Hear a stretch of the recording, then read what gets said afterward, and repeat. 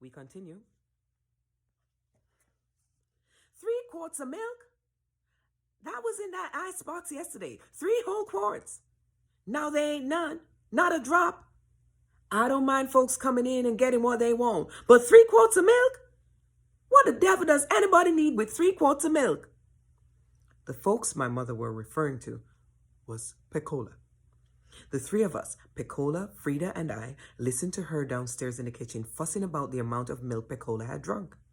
We knew she was fond of the Shirley Temple cup and took every opportunity to drink milk out of it and see sweet Shirley's face. My mother knew that Frida and I hated milk and assumed Pecola drank it out of greediness. It was certainly not for us to dispute her. We didn't initiate talk with grown-ups. We answered their questions. Ashamed of the insults that were being heaped on our friend, we just sat there. I picked toe jam, Frida cleaned her fingernails with her teeth, and Pecola finger traced some scars on her knee, her head cocked to one side. My mother's fussing soliloquies always irritated and depressed us. They were interminable, insulting, and although indirect, Mama never named anybody, just talked about folks and some people, extremely painful in their thrust. She would go on like that for hours, connecting one offense to another until all of the things that chagrined her were spewed out. Then, having told everybody and everything off, she would burst into song and sing the rest of the day. But it was such a long time before the singing part came. In the meantime, our stomachs jellying, our necks burning, we listened, avoided each other's eyes, and picked toe jam or whatever. I don't know what I'm supposed to be running here. A charity ward, I guess. Time for me to get out of the giving line and get in the getting line. I guess I ain't supposed to have nothing. I'm supposed to end up in the poorhouse. Look like nothing I do is going to keep me out of there. Folks just spend all their time trying to figure out ways to send me to the poorhouse. I got about as much business with another mouth to feed as a cat has with side pockets.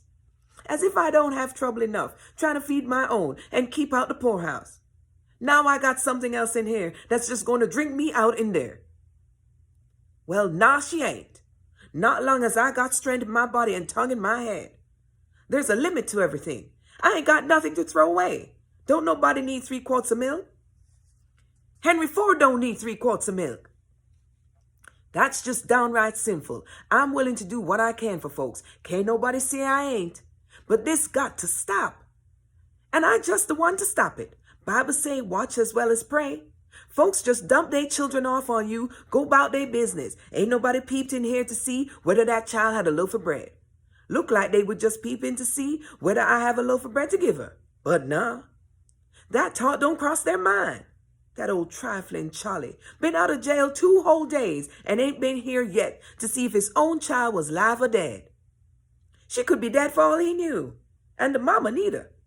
What kind of something is that? When Mama got around to Henry Ford and all those people who didn't care whether she had a loaf of bread, it was time to go. We wanted to miss the part about Roosevelt and the CCC camps. Frida got up and started down the stairs. Pecola and I followed, making a wide arc to avoid the kitchen doorway. We sat on the steps of the porch, where my mother's words could reach us only in spurts. It was a lonesome Saturday. The house smelled of Fell's naphtha and sharp odor of mustard greens cooking. Saturdays were lonesome, fussy, soapy days. Second in misery only to those tight, starchy, cough drop Sundays. So full of don'ts and set yourselves down. If Mother was in a singing mood, it wasn't so bad. She would sing about hard times, bad times, and somebody done gone and left me times. But her voice was so sweet, and her singing eyes so melty, I found myself longing for those hard times, yearning to be grown with a thin dime to my name. I looked forward to the delicious time when my man would leave me, when I would hate to see that evening sun go down. 'Cause then I would know my man has left his town. Misery, colored by the greens and blues in my mother's voice, took all of the grief out of the words and left me with a conviction that pain was not only endurable, it was sweet. But without song, those Saturdays sat on my head like a coal scuttle. And if Mama was fussing, as she was now, it was like somebody throwing stones at it. And here I am, poor as a bowl of yak meat. What do they think I am? Some kind of Santa Claus? Well, they can take that stocking down, 'cause ain't no Christmas.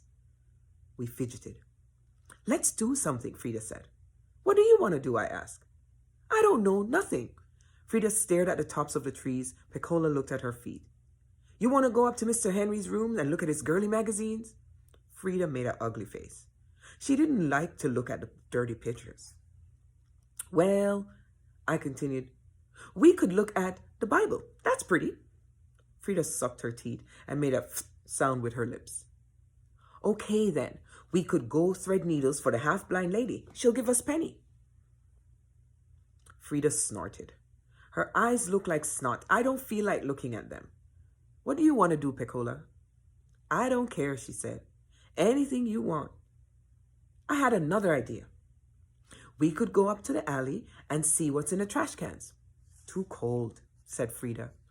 She was bored and irritable. I know. We could make some fudge. You kidding? With Mama in there fussing? When she starts fussing at the walls, you know she's going to be at it all day. She wouldn't even let us. Well, let's go over to the Greek hotel and listen to them cuss. Oh, who wants to do that? Besides, they say the same old words all the time. My supply of ideas exhausted. I began to concentrate on the white spots on my fingernails. The total signified the number of boyfriends I would have. 7. Mama's soliloquy slid into the silence. Bible say, feed the hungry. That's fine. That's all right. But I ain't feeding no elephants. Anybody needs 3 quarts of milk to live need to get out of here. They in the wrong place. What is this? Some kind of dairy farm? Suddenly, Piccola bolted straight up, her eyes wide with a terror. A whinnying sound came from her mouth. What's the matter with you? Frida stood up too. Then we both looked where Piccola was staring. Blood was running down her legs. Some drops were on the steps. I leaped up. Hey, you cut yourself? Look, it's all over your dress. A brown reddish stain discolored the back of her dress. She kept whinnying, standing with her legs far apart.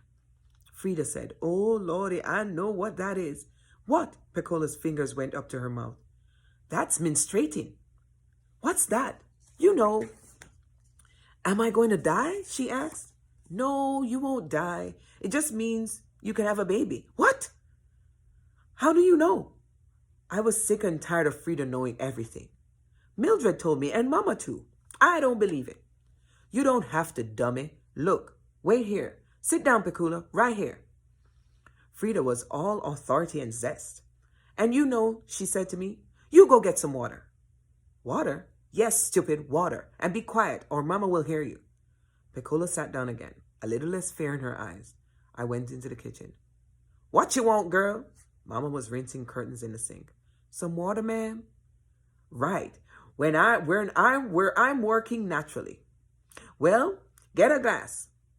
Not no clean one neither. Use that jar. I got a mason jar and filled it with water from the faucet. It seemed a long time filling. Don't nobody never want nothing till they see me at the sink. Then everybody got to drink water.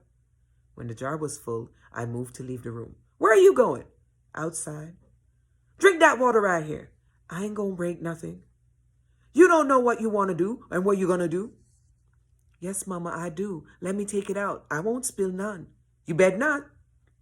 I got to the porch and stood there with a mason jar of water. Piccola was crying. What you crying for? Does it hurt? She shook her head. Then stop slinging snot. Frida opened the back door. She had something tucked in her blouse. She looked at me in amazement and pointed to the jar. What's that supposed to do? You told me, you said, get some water. Not a little old jar full, lots of water to scrub the steps, you dumbbell. How was I supposed to know? Yeah, how was you? Come on. She pulled Piccola up by the arm. Let's go back here. They headed for the side of the house where the bushes were thick. Hey, what about me? I want to go. Shut up. Frida stage whispered. Mama will hear you. You watch the steps. They disappeared around the corner of the house. I was going to miss something again. Here was something important, and I had to stay behind and not see any of it. I poured the water on the steps, sloshed it with my shoe, and ran to join them. Frida was on her knees. A white rectangle of cotton was near her on the ground. She was pulling Pecola's pants off. "Come on, step out of them." She managed to get the soiled pants down and flung them at me. "Here." "What am I supposed to do with these?" "Bury them, moron." Frida told Pecola to hold the cotton thing between her legs. "How's she gonna walk like that?" I asked. Frida didn't answer. Instead, she took 2 safety pins from the hem of her skirt and began to pin the ends of the napkin to Pecola's dress. I picked up the pants with 2 fingers and looked about for something to dig a hole with. A rustling noise in the bushes startled me, and turning toward it, I saw a pair of fascinated eyes in a doe-white face. Rosemary was watching us. I grabbed for her face and succeeded in scratching her nose. She screamed and jumped back. "Mrs. McTeer! Mrs. McTeer!" Rosemary hollered. "Frida and Claudia are out here playing nasty! Mrs. McTeer!" Mama opened the window and looked down at us. "What?" "They're playing nasty, Mrs. McTeer, look, and Claudia hit me, 'cause I seen them." Mama slammed the window and shut and came running out the back door. "What y'all doing?" Oh. Playing nasty, huh?" She reached into the bushes and pulled off a switch. "I'd rather raise pigs than some nasty girls. Least I can slaughter them." We began to shriek, "No, Mama, no, ma'am. We wasn't. She's a liar. No, ma'am. No, Mama, no, ma'am." Mama grabbed Frida by the shoulder, turned her around, and gave her 3 or 4 stinging cuts on her legs. "Gonna be nasty, huh? Nah, you ain't." Frida was destroyed. Whippings wounded and insulted her.